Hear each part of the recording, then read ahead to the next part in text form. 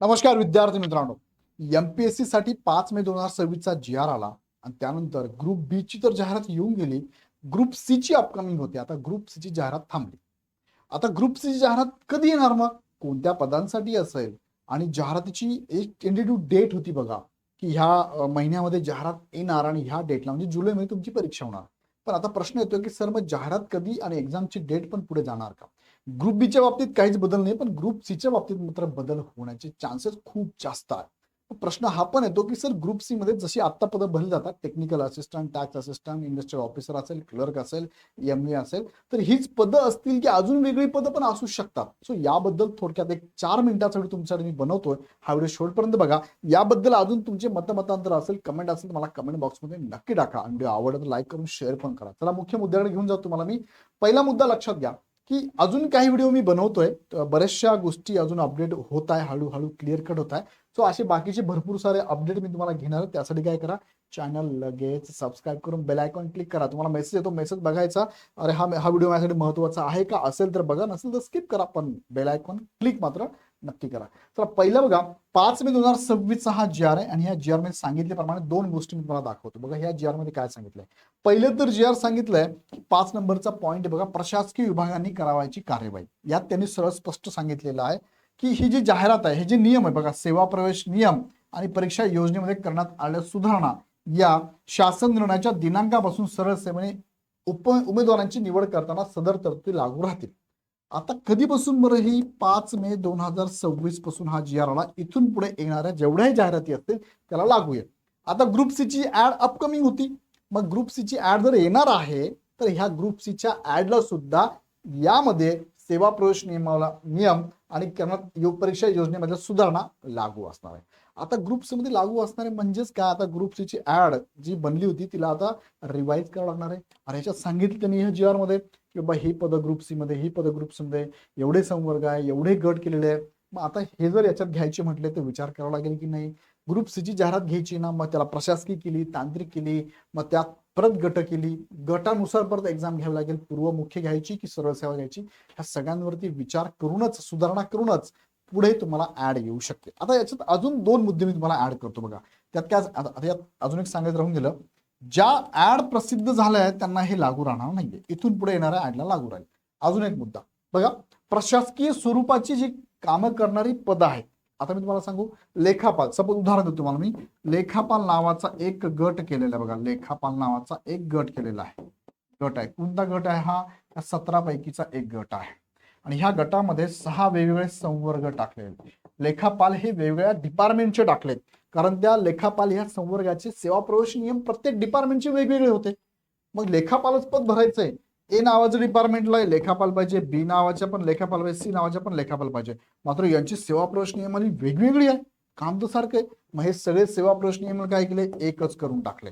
बदल काय केला, एकच केला. पहिला मुद्दा.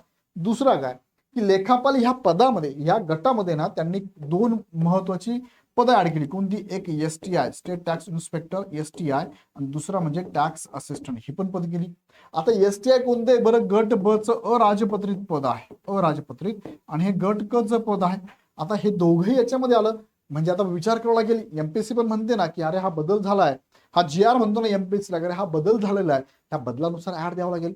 मग आता लेखापालमध्ये हे सगळे आले तर ह्या दोघांची जाहिरात घेऊन चालेल का? याच्याबरोबर इतर जे संवर्ग आहेत लेखापाल नावाचे, इतर विभागाचे, ते पण याच्यात घ्यावं लागेल ना.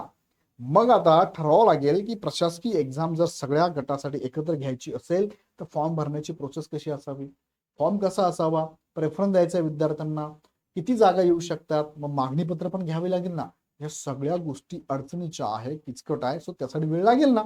मग आता येणारी एक्झाम लगेच येईल का ग्रुप सी ची? नाही. त्यात अजून एक मुद्दा मी ऍड करतो बघा. एक काय केलं त्यांनी, प्रशासकीय विभागांनी सदर संवर्गाची बिंदू नामावली अद्ययावत करून मागणी पत्र पाठवण्याची कार्यवाही 1 महिन्यात पूर्ण करावी. म्हणजे संबंधित विभागाला सुद्धा त्यांनी सांगितलं की बाबा ज्या पद्धतीने आम्ही ही गट केली आहे त्या गटाचा विचार करता जिथे जिथे सेवा प्रवेश नियमावली तुम्हाला बदलायला सांगितली आहे ती तर 15 दिवसात तुम्ही बदलावीच. बघा 15 दिवसात तुम्ही काय, प्रत्येक डिपार्टमेंटनी तुमचा सेवा प्रवेश नियम जो आम्ही बदल करून दिलेला आहे तो तुम्ही तुमच्या डिपार्टमेंट मार्फत रिपब्लिश करावा. 15 दिवसात बरोबर रिपब्लिश करावा आणि 1 महिन्याच्या आत तुम्हाला काय करायचं, मागणी पत्र देण्याची कार्यवाही करायची. मग आता लक्षात घ्या, याला वेळ दिला एमपीएससीने, स्वतःला पण घेतलाय आणि डिपार्टमेंटला पण दिलेला आहे. सो ह्या सगळ्या गोष्टी बघतात हे समोर असं येतं की गट क ची जी जाहिरात आहे, गट क ची जाहिरात एमपीएससी कडनं जी येणारी आहे ही ही कधी येऊ शकते, तर बघा 15 दिवसांचं आणि 1 महिन्याचं, 15 दिवस आणि 1 महिन्याचं ड्युरेशन त्यांनी स्वतःला पण आणि इतर विभागांना पण दिलंय. तर 1 महिना कमीत कमी लागेल आणि जर वेळेत कामं नाही झाली यांची तर पुढे जर गेलीच तर किती जाऊ शकतात, 2 महिना पण लागू शकतो. तो मग हे जर असेल असं तर आता मे मध्ये आहे, जून मध्ये आपण म्हणूया की 5 जून यांना डेडलाईन दिलेली आहे. 5 जून पर्यंत काय प्रत्येक डिपार्टमेंटला मागणी पत्र द्यायचे. नेहमीप्रमाणे थोडाफार उशीर होणारच. नेहमीप्रमाणे शब्द मी जाणून वापरलाय, होतं असं.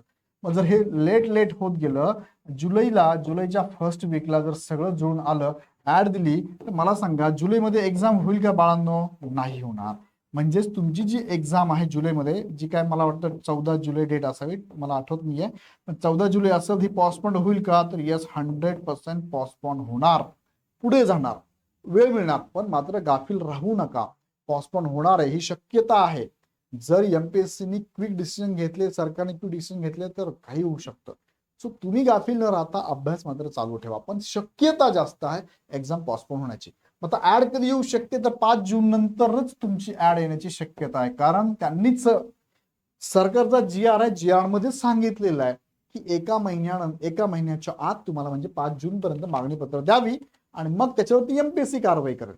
मग आता एमपीएससी कारवाई करेल म्हणजे काय, सपोज मागणी पत्र 5 जूनला आली, ओके 5 जूनला आली, तर याच्यावरती कारवाई करावं लागेल ना. कारवाई म्हणजे काय, गटनिहाय एक्झाम घ्यायची की तुम्हाला प्रत्येक प्रशासकीय विभाग आणि तांत्रिक विभागानुसार सेपरेट एक्झाम घ्यायची. त्यानंतर यामध्ये पण पूर्व घ्यायची, मुख्य घ्यायची, की डायरेक्ट एक एक्झाम घेऊन काही एक्झाम सरळ सेवेच्या एक्झाम, काही तांत्रिकसाठी उदाहरणार्थ कमी फॉर्म येतात, त्यासाठी फक्त सरळ सेवा घ्यावी का, याच्यावर एमपीएससीला विचार करावा लागेल की नाही. आता बॅकएंडला 1 महिना स्वतःहून त्यांनी घेतलेला आहे, त्याच्यात विचार करतीलच ते, पण मागणी पत्र आल्यानंतर सुद्धा ते वेळ घेऊ शकता 1 महिन्याचा आणि मग 1 महिन्यामध्ये तुमची ऍड अजून येऊ शकते. म्हणजे 2 महिन्यांचा वेळ लागण्याची खूप जास्त शक्यता आहे आणि त्यामुळे ग्रुप सी ची ऍड, जो परीक्षेची डेट टेंटेटिव्ह आली आहे, ती पोस्टपोन होणार आहे. सो जे विद्यार्थी, बऱ्याच कमेंट आहे, बरेचसे कॉल आहे की सर ग्रुप सी चं काय, कधी होणार एक्झाम, कधी ऍड येणार, तर कन्फर्म आहे की 5 जून नंतरच तुमचं काय होणार आहे, 5 जून नंतरच ऍड येण्याची दाट शक्यता आहे आणि त्याच्यानंतर तुमची एक्झाम जुलैमध्ये होण्याची शक्यता नाहीच आहे, ती ऑगस्ट किंवा सप्टेंबर मध्ये होऊ शकते. जर या पद्धतीने त्यांनी जी आर मध्ये माहिती त्यानुसार जर सगळं फॉलो करत गेले तर, नाहीतर ती अजून पुढे पण जाऊ शकते. सो तुम्ही पण गाफील न राहता अभ्यास चालू ठेवा आणि अभ्यास चालू ठेवण्यासाठी तुम्हाला जर मदत लागली तर इग्नाइट अकॅडमीच्या ग्रुप बी आणि सीच्या पूर्व प्लस मुख्यच्या बॅचेस आहे आणि पूर्वची पण बॅच. मी तुम्हाला सजेशन देईल की आता तुमच्या हातात जे आहे ते अभ्यास चालू ठेवा, जे तुमच्या हातात आहे त्याचा अभ्यास करा. ग्रुप सीची जी पदं ऍड झाली एमपीएससी मध्ये त्याचाही तुम्हाला अभ्यास करत असेल ही बॅच तुम्ही जॉईन करून लगेच अभ्यास लागा. ज्या बॅच मध्ये सगळंच तुम्हाला आम्ही प्रॉपर देतोय बघा, ज्यामध्ये शिकवणारी जी टीम आहे ही तुम्हाला धुरंधरची टीम, युट्यूबवरती लेक्चर अवेलेबल, एकदा चेक करा, समजली आवडली तर लगेच जॉईन करा. किंतु परंतु कुणाचं ऐकत बसू नका. मी एवढ्या वर्षापासून मार्गदर्शन करतोय आणि मी बदल जसे होत चालते पण आधीच तुम्हाला थोडा अंदाज देत चाललोय. सो विद्यार्थी मित्रांनो, बॅच जॉईन करण्यासाठी ऍप डाउनलोड करून डायरेक्ट जॉईन करा. अदरवाईज काही शंका असल्या नंबरला कॉल करा. व्हिडिओ आवडला तर लाईक करून शेअर करा आणि पुढचे अपडेट बघण्यासाठी चॅनल सबस्क्राईब करून बेल आयकॉन क्लिक करा. पुन्हा व्हिडिओ आपण नेक्स्ट व्हिडिओमध्ये. खूप खूप धन्यवाद.